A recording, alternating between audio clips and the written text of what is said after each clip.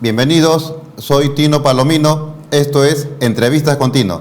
El día de hoy tenemos la presencia de Jean-Pierre Barea, quien está postulando al Congreso de la República con el número 19 por el partido político Renovación Popular. El señor Barea es abogado.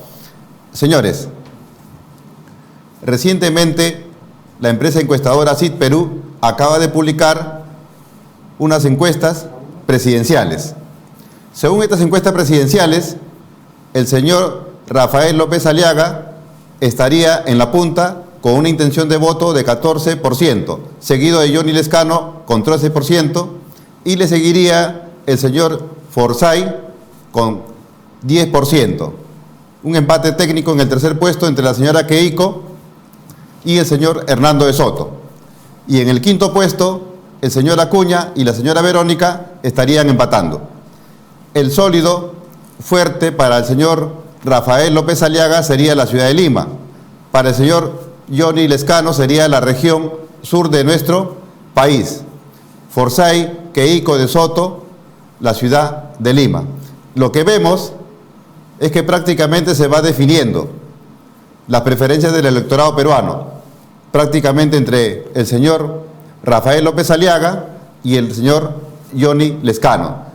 Si las elecciones fuesen pues mañana, estos dos pasarían a segunda vuelta. Pero todo va a depender del debate. En el debate muchas personas van a definir su voto. El señor George Forsyth tal parece que ha logrado detener la caída libre en la que estaba. Incluso hasta ha subido un puntito. La señora Verónica Mendoza tal parece que no crece y se ha estancado, de manera tal que el señor Acuña lo ha alcanzado y de repente hasta lo pasa. Bueno, así van los resultados del proceso electoral. Y todos sabemos también que conforme va llegando pues el día de las elecciones, para lo cual faltan solamente 15 días, las encuestadoras van sincerando las encuestas que vienen realizando. Señor Jean-Pierre Barea, bienvenido al programa. Muy buenas tardes, Tino. Muchas gracias por la entrevista. La verdad, por la oportunidad de estar aquí, porque considero que al hablar de las propuestas y que la ciudadanía esté informada, el voto informado es el mejor voto de todos. Sí, con la intención de que la gente haga un voto informado y elija bien a sus autoridades para el Congreso y para la Presidencia de la República, queremos que previamente se hagas una pequeña semblanza de tu actividad profesional, tu actividad política, cómo estás financiando tu campaña en tiempos de COVID y si tienes algún tipo de antecedente. A ver, te comento. Bueno, primero, antes que nada, yo soy abogado de profesión por la Universidad de Lima. Soy dueño de un estudio de abogados de cerca de 10 años, el estudio de abogados más grande a nivel nacional en la prestación de servicios legales por Internet.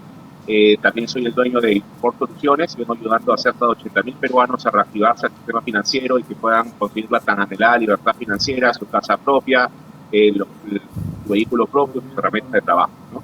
Y bueno, la verdad que siempre he trabajado en el sector privado, nunca he trabajado en el sector público, tampoco he sido proveedor del Estado, no tengo antecedentes policiales, penales ni de ningún tipo. La verdad, y como te vuelvo a repetir, vengo de una generación distinta, tengo 32 años, formo parte de esta generación de bicentenario. Considero que la intención de voto de la mayoría de los peruanos, y siempre es un contexto que está dentro de la región, es voto blanco o viciado, porque las mismas personas no creen en sus autoridades. En esta oportunidad me cansé de estar siempre sentado, digamos, y viendo todo lo que pasa en televisión, y me animé por apostar un granito, por poner un granito de arena con todo lo que conozco y con todas las personas que he ayudado a lo largo de mi carrera para cambiar esta política, ¿no? Tradicional y antigua. El señor Hernando de Soto acaba de manifestar que se ha vacunado en los Estados Unidos. Si bien es cierto que lo que él ha hecho no es delito, no tiene nada que ver con el vacunagate, donde hay personas pues, que se han vacunado a espaldas de la población y con unas vacunas que no les correspondían, ¿no? ¿Qué opinión te merece lo que ha hecho el señor Hernando de Soto? Bueno, como tú mismo dices, no es ningún delito, pero acá estamos hablando de lo que él algo también criticó bastante, que era el turismo médico, ¿no? Entonces, acá creo que dice una cosa y hace otra. Yo considero que también él ve su vida en riesgo, porque también es una persona, digamos, de alto riesgo de contagiarse del COVID, y ahorita también está en una campaña, y me imagino que durante la campaña tampoco ha tenido la oportunidad de salir mucho en caravana y estar con la gente, debido también al factor de riesgo, ¿no? Pero considero que en este momento ya de coyuntura y de elecciones terminando, como tú dices, a 15 días prácticamente, aunque tú sabes que los últimos 2 o 3 días no se puede hacer campaña, considero que era algo innecesario y políticamente quizás erróneo, ¿no? Creo que se asesoró y mal. Sí, pues no, porque los líderes son los que tienen que ir a la cabeza de las masas y no es posible que el líder se vacune, él y su familia, y el resto lo dejan tirando cintura. No, bueno, sí.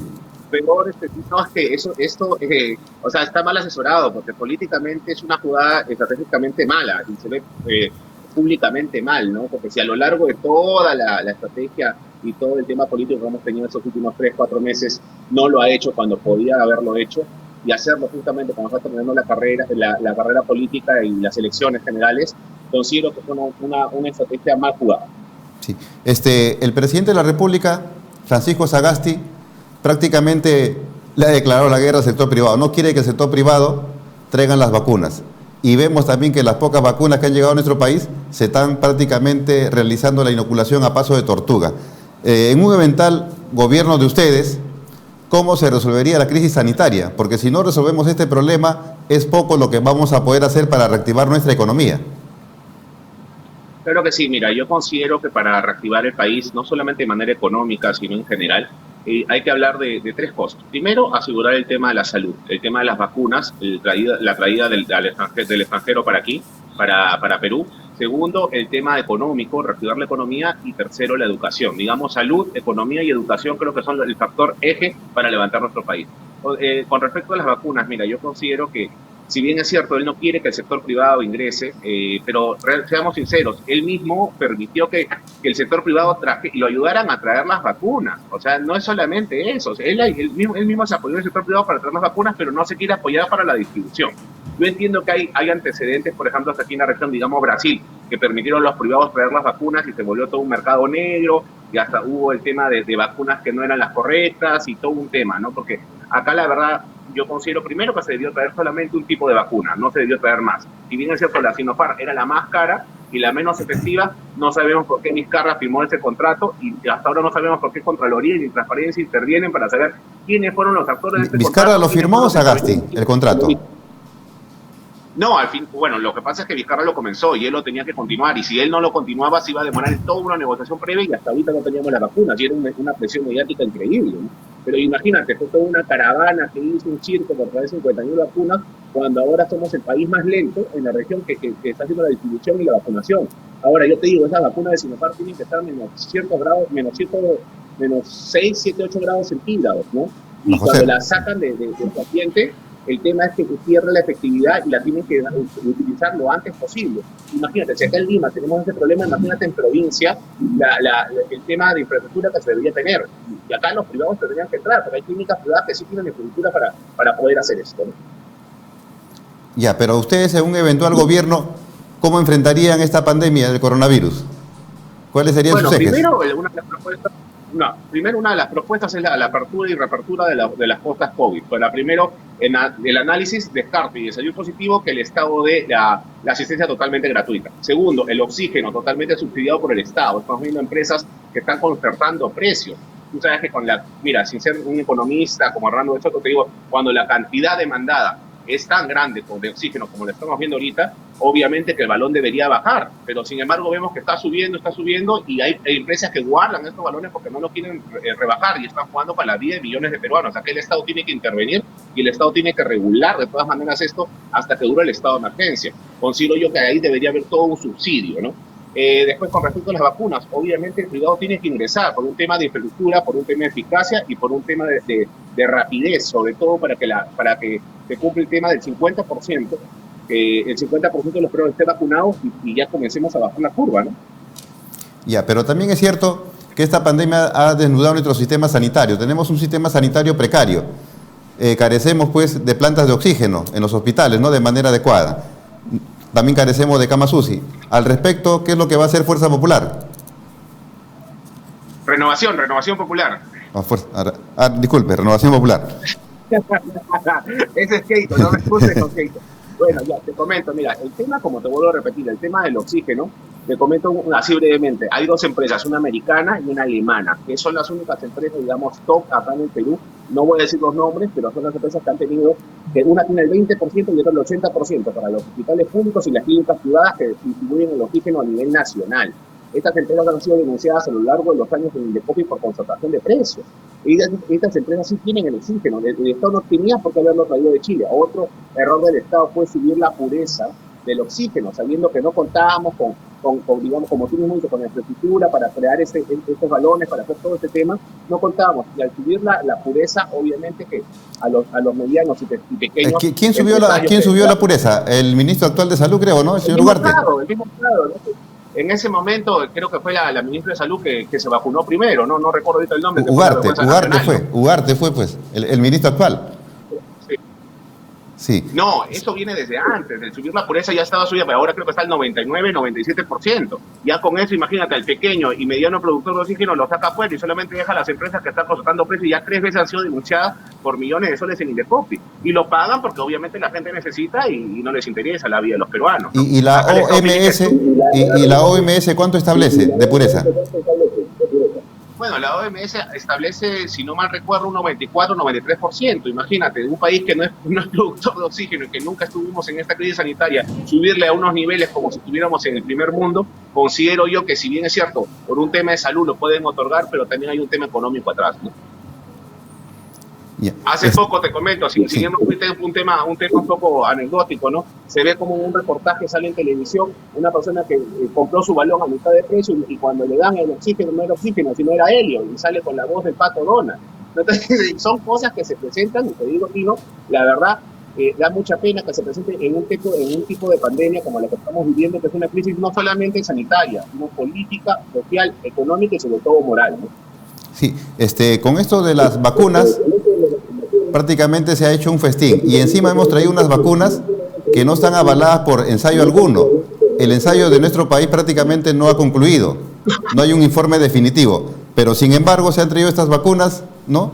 Y dejando de lado otras vacunas. Ahí hemos visto pues un indicio de corrupción e incluso el contrato tiene una cláusula de confidencialidad y no la podemos conocer.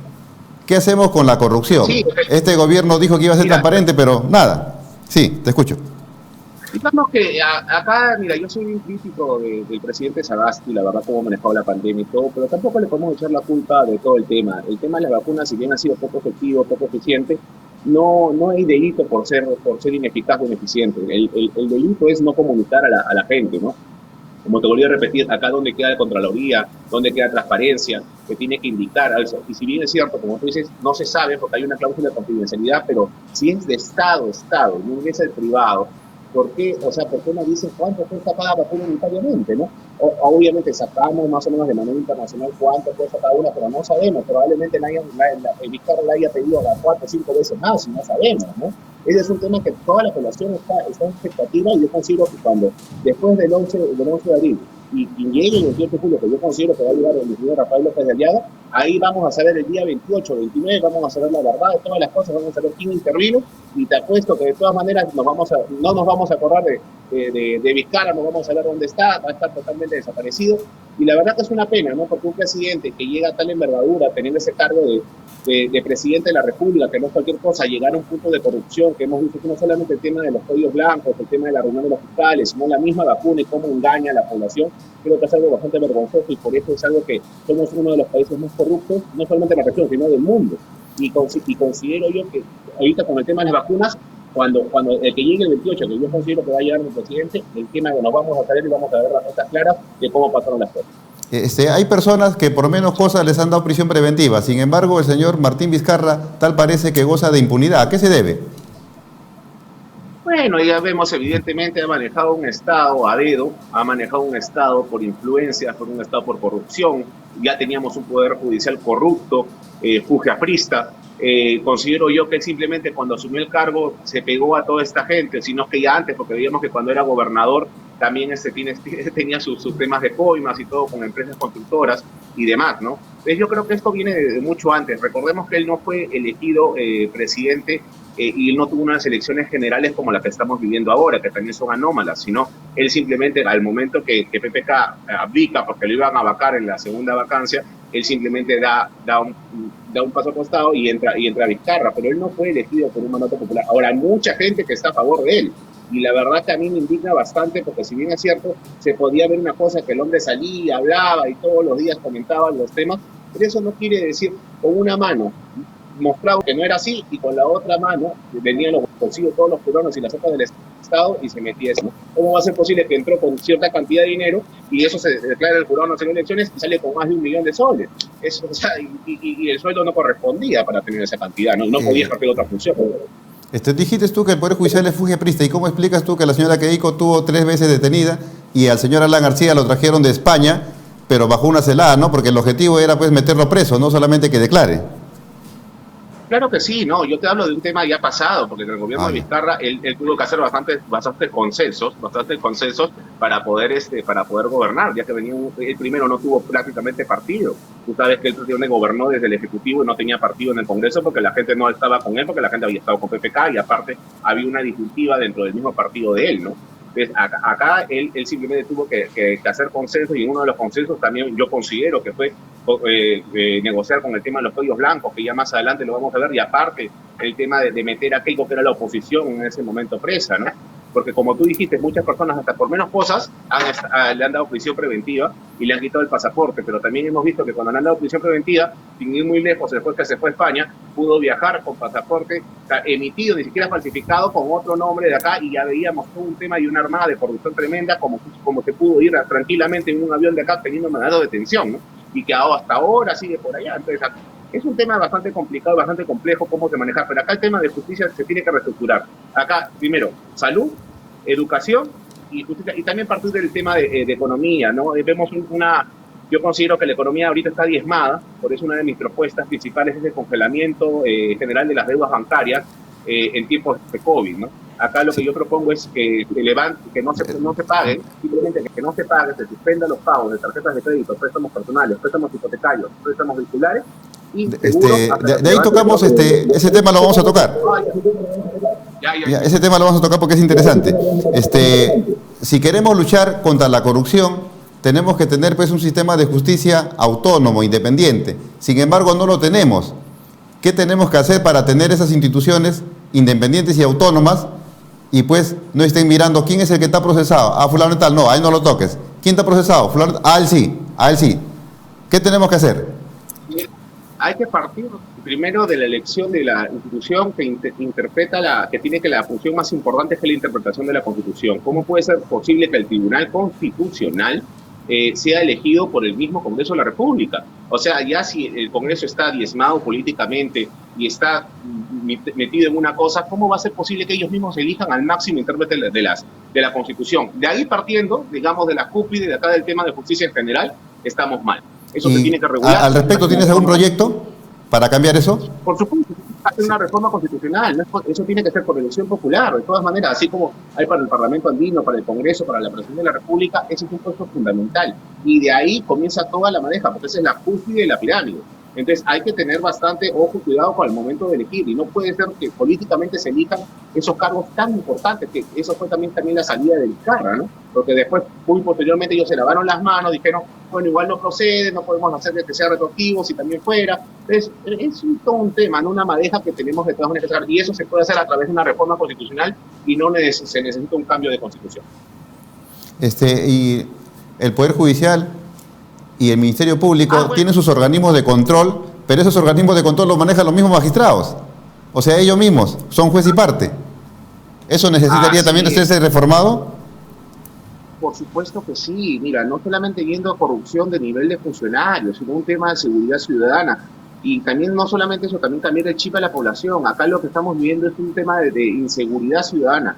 Acá el tema es el robo y el hurto común, eso se tiene que calmar. Y el tema que viene de los penales, que es las organizaciones criminales que raptan, secuestran, piden cupos y todo eso, también tiene que cambiar, pero tenemos que cambiar primero por darle una fuerza de independencia al Ministerio Público. Como tú sabes, ellos son los que acusan y al final el juez es el que decide. Pero tenemos que cambiar primero el acusador, el fiscal, tiene que tener toda la independencia y no tiene que ser supervisado por nadie, y tiene que tener toda la independencia a menos que salgan pruebas que la persona está vendida o está corrupta. Pero son casos que en cada caso, por ejemplo, mira, sin irnos muy lejos, el caso de Odebrecht. ¿Cómo va a ser posible que los acuerdos fiscales recién se van a conocer después de mucho tiempo que fueron firmados, y eso le da cierta inmunidad y no nos meten presos a las personas, digamos, a los peces gordos, a las cabezas de estas instituciones? Que hasta ahora, sobre ese tema que estás tocando, ese convenio que suscribió Odebrecht con el procurador y los fiscales puede ser revisado o ser dejado sin efecto, toda vez que es lesivo a los intereses nacionales. se establece ahí una reparación civil de 610 millones de soles para ser pagados en 15 años. A pesar que Odebrecht reconoce que es una empresa coimera, se le permite que siga contratando con el Estado. Eso es lesivo. No, mira, y no solamente eso, Tino, Odebrecht sigue cobrando mes a mes, porque el Estado no le puede quitar porque hay un convenio arbitral internacional.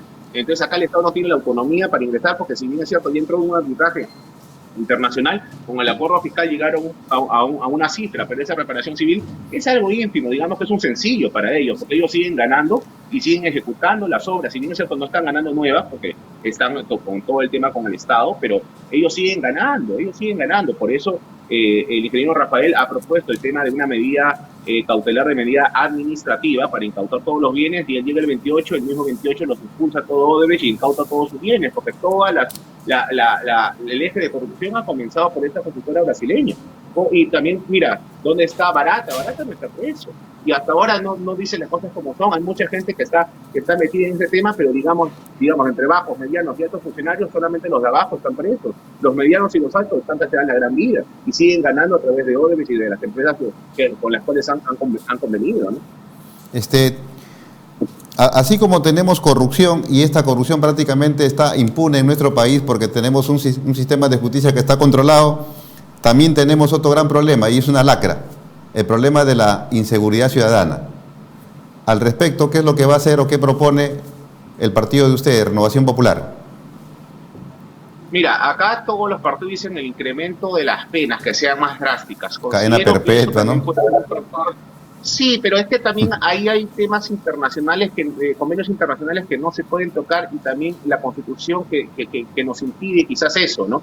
Acá yo considero que lo que se tiene que hacer, aparte del incremento de las penas, que también es algo, digamos que es un cachito más a lo que se puede hacer, considero que la eliminación del 2x1 ayudaría mucho, no solamente a Lima, sino al Perú en general, a eliminar o reducir en gran medida lo que es el robo y hurto simple, como digo, que es lo más común que se ve acá en Lima, y más acentuado en una época de crisis de sanitaria y económica.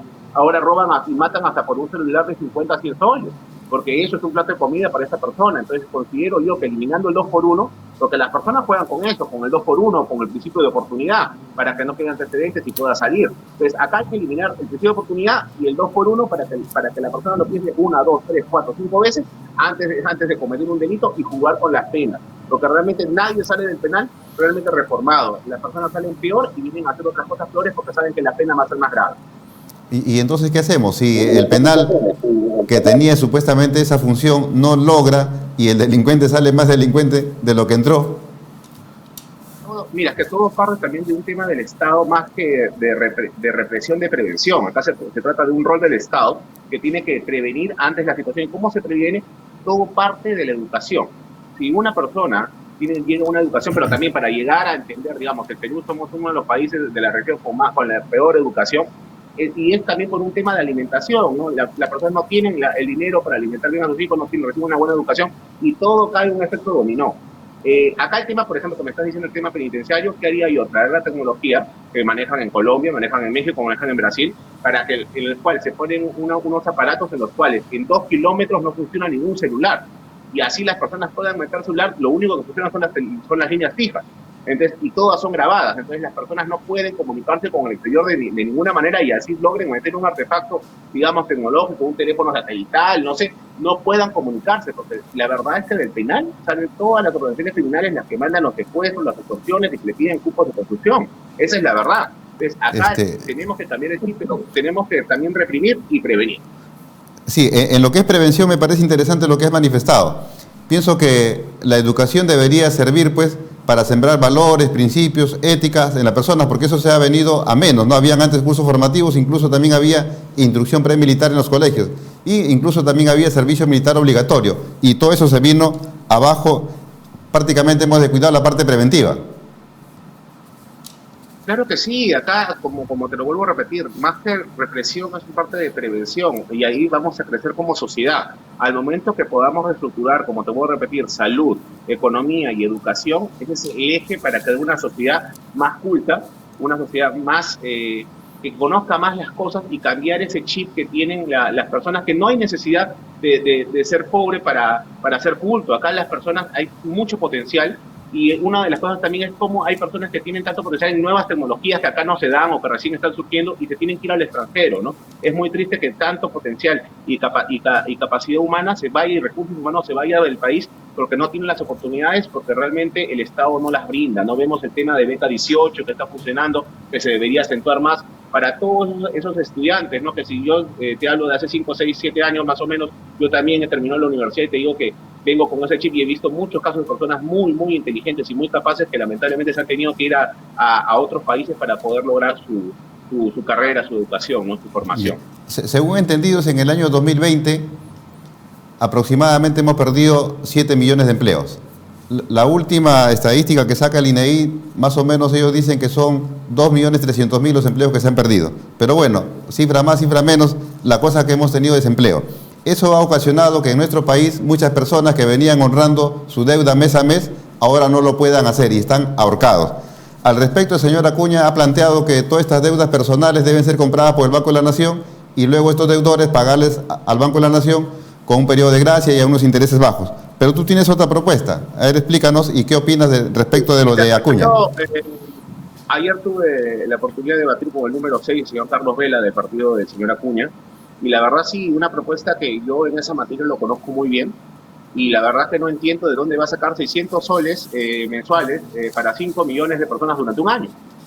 O sea, el Estado acá está subsidiando y está pagando, ya que no puede asegurar puestos de trabajo. También está hablando del tema, como tú mencionas, ¿no? Y la verdad que no entiendo de dónde va a sacar el dinero para manejar eso. Ahorita el país vive una crisis económica tremenda. El presidente Sagasti ha cotizado bonos en las bolsas de Bélgica, en las bolsas europeas, por $1.000 millones y somos el país más endeudado de la región. Entonces es una propuesta populista, porque al oído de la persona cae bien, ¿no? Cae bien. ¿Quién no quisiera pues que el Estado te compre tu deuda, no? Cae bien, ¿no? Por supuesto que está bien, pero primero, por ejemplo, lo del Banco de la Nación es imposible, porque el Banco de la Nación no puede prestar a personas que no trabajan en la institución. ¿Por qué? Porque la misma Constitución del 93 vivimos una economía social de mercado. Si habiendo banca privada, el Estado no puede entrar a competir. Y no puede ser juez y parte. Entonces, tampoco puede existir banca de fomento, como en otro partido también lo estaban diciendo. Acá se trata simplemente de salir de la mano con el privado. Acá lo que yo propongo es el congelamiento de las deudas. Y mira que yo soy... Explica tu propuesta, a ver. Te comento, acá se trata de los créditos bancarios en general, tarjetas de crédito, préstamos personales, préstamos hipotecarios, préstamos vehiculares y seguros, hasta que se levante el estado de emergencia, y cuando se levante dar 6 meses de gracia a las personas naturales y jurídicas, y las jurídicas, sobre todo a la micro, pequeña y mediana empresa, que son el empleo pujante de nuestro país. Con eso, ¿qué vamos a hacer? Vamos a trasladar la carga que durante tantos años, desde el 93 que está esta Constitución, hemos permitido que la banca usurera cobre los intereses que quiera. Entonces, ahora, porque ellos no pueden soportar unos meses más, unos meses menos, después que nosotros hemos estado pagando como ciudadanos la tasa que ellos han querido, porque nosotros firmamos contratos de crédito con cláusulas aprobadas generalmente por la Superintendencia de Banca y Seguro. O sea, solamente no tenemos una capacidad de negociación. ¿Firmamos o no firmamos? ¿Queremos nuestra casa o no la queremos? ¿Queremos nuestro carro o no lo queremos? Entonces, es trasladar esa carga solamente por un momento. No estoy diciendo que se amnistíe o que se prescriba la deuda, no. Simplemente que se transfiera esa carga a la banca. Y la banca tiene que entender, porque ellos no viven de las casas o de los carros de la gente, ellos viven del interés usurero que ellos cobran. Entonces, acá se trata de trasladar la carga y dejar al ciudadano común liberarse un poco de las deudas y que pueda trabajar y así reactivar el país. Acá no se trata, como en algún momento discutí con el congresista del señor Acuña, en el cual acá no se trata que el Estado subsidie, acá se trata que la gente quiere trabajar. Nadie va a vivir con 600 soles mensuales. Esa es la verdad, y quiere sustituir, en la mano de los ciudadanos, cosa que no hace en ninguna parte del mundo. Hablando de amnistía, leí en una entrevista que te hacía que las deudas mayores a 10 años deben ser amnistiadas. ¿Esto qué significa? No. ¿O te han entendido mal? Mira, no, esa es otra propuesta. El tema de la prescripción expresa es que las deudas prescriben a los 10 años. Eso lo sabemos todos. Pero acá el tema es que no es de manera automática, no se da de manera tácita solamente por el pasar del tiempo. Acá simplemente, ¿qué se da? Pasan los 10 años, la persona para que diga, sabes que el banco ya no me puede quitar mis cosas, ya no puedo hacer nada, tiene que hacer un proceso judicial en donde se declare la prescripción. Acá yo lo que propongo no es nada nuevo, simplemente agilizar el tema y que se dé de manera automática, igual que las centrales de riesgo privadas, tanto Sentinel, Infoport y las demás 10 que son privadas. A los 5 años, por reglamento de las centrales de riesgo y por disposición de la SMS, la persona que esté con información negativa o positiva se borra a los 5 años. igual debería ser con estas personas que ya hace 10 años no han podido pagar por X motivo, para que se pueda reintegrar a la banca poco a poco. Obviamente que tenían su recelo los bancos porque es una persona que no ha pagado, pero ahorita en este momento de crisis tenemos que intervenir todos, porque si el Estado no puede dar el dinero como lo puede dar, como dice Acuña, a todo el mundo, 600 soles mensuales, acá se trata de salir de la mano con la banca privada. Y yo soy muy crítico de ellos, como te digo, pero y ahorita estás viendo cómo hacen una campaña de televisión enorme porque le están regulando la tasa de interés y el reglamento no sale y dicen que van a colocar menos préstamos, va a haber una crisis. Va a haber una crisis si no se da el congelamiento de deuda que yo propongo. Porque eso va a liberar la economía. También has propuesto reactivar la cadena de pago de las pymes. Uno, ¿de dónde sacamos dinero para reactivar esa cadena de pagos? Dos, del 100% de las MIPES, un 80% son informales y prácticamente estas, el sistema financiero no las toma en cuenta porque no tienen un historial crediticio. Perfecto, te comento. Excelente tu pregunta. Acá por eso el tema del congelamiento de deudas, porque con eso quiero liberar a la micro, pequeña y mediana empresa de por lo menos hasta que dure el estado de emergencia y 6 meses más pueda reactivar su negocio con sus mismos recursos, que ya los tiene y la gente se va a ingeniar como sea. El peruano es muy ingenioso para salir adelante, pero no lo vamos a poder salir si esa persona tiene que seguir pagando al banco con la tasa de interés todavía que tiene y con todo el problema encima. Entonces acá, por eso, con el congelamiento de deudas se libera a ese sector micro, pequeña y mediana empresa y con eso ellos pagan a sus proveedores y se asegura pagar a los acreedores más adelante. Y con eso poco a poco se reactiva, porque solamente ellos dando trabajo, que si bien es cierto, somos uno de los países donde se maneja la economía 80% informal, después de hacer todo un programa de inclusión no solamente social, sino inclusión económica, porque acá se trata de salir de la mano con la banca privada. Si la banca privada quiebra, estamos en una crisis mucho más grande que la que vivimos con Alan García. Acá se trata de salir con la banca privada y salir de la mano con ellos y poder llegar a un acuerdo, ¿no? Acá no se trata que el Estado tampoco expropie ni diga yo te pago la deuda, son cosas ya que eso no se tiene que ver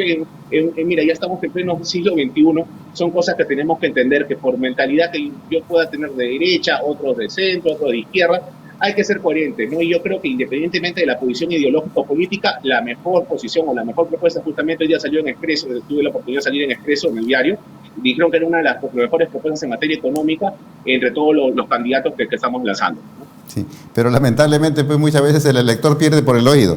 Jean-Pierre Barea, tienes un minuto para explicarle a la población a razón de qué deben de votar por ti para que estés en el Congreso de la República y por el candidato de Renovación Popular, el señor Rafael López Aliaga, a la presidencia de nuestro país.